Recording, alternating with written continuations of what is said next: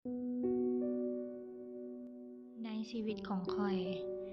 ใช้เวลาในการถามตัวเองว่าต้องมีอีกจักครั้ง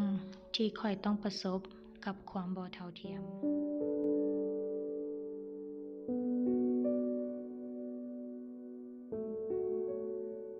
ข้อยมีความหวังลึกๆเสมอว่า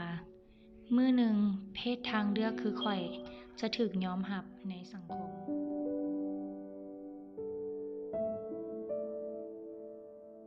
ข้อยเคยท้อแท้และเสียน้ำตาเมื่อข้อยถูกคนรอบข้างเบิ่งเป็นตัวตลกหรือตัวแปลกประหลาด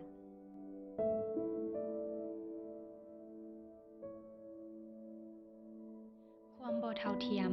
และการแบ่งแยกที่เกิดขึ้นในชีวิตข้อยมันเฮ็ดให้ข้อยท้อแท้และหมดกำลังใจ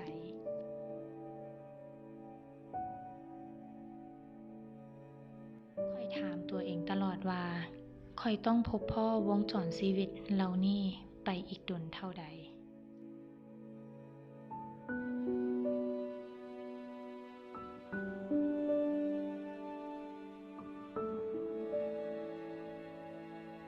ต้องใช้ความอดทน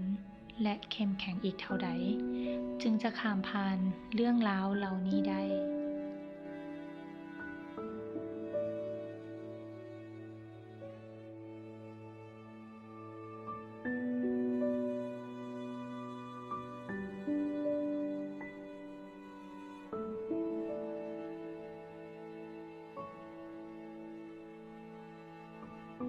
บางครั้งข้อยก็มีคำถามกับตัวเองว่าข้อยเกิดมาเพื่อหยัง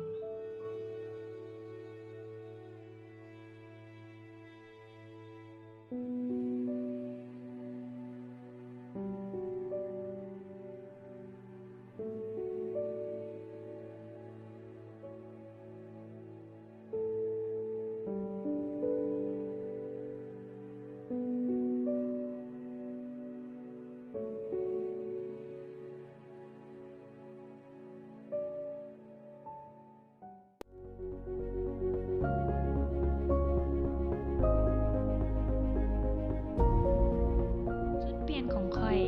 เกิดขึ้นเมื่อข้อยได้พบกับกลุ่มคนเหล่านี้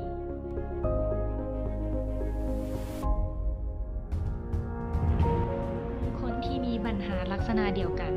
และเข้าใจหัวอกซึ่งกันและกัน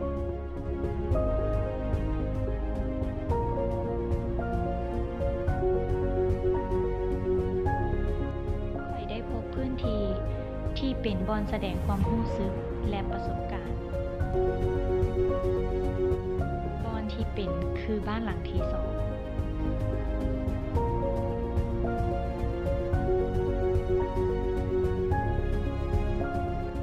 ที่ข้อยรู้สึกบ่โดดเดี่ยวและปลอดภัยที่จะเป็นตัวของตัวเอง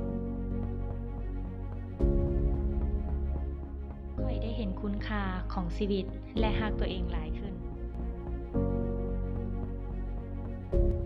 ข้อยได้เอาชนะใจตัวเองข้อยได้รู้คำตอบว่าข้อยต้องยอมรับตัวตนของตัวเองก่อนที่จะให้คนอื่นมายอมรับตอนนี้ข้อยพร้อมแล้วที่จะออกจากจุดคอมฟอร์ตโซน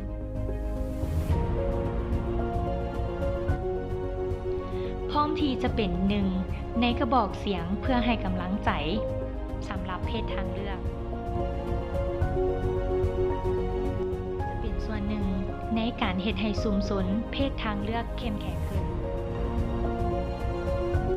ที่จะรับและรู้จัก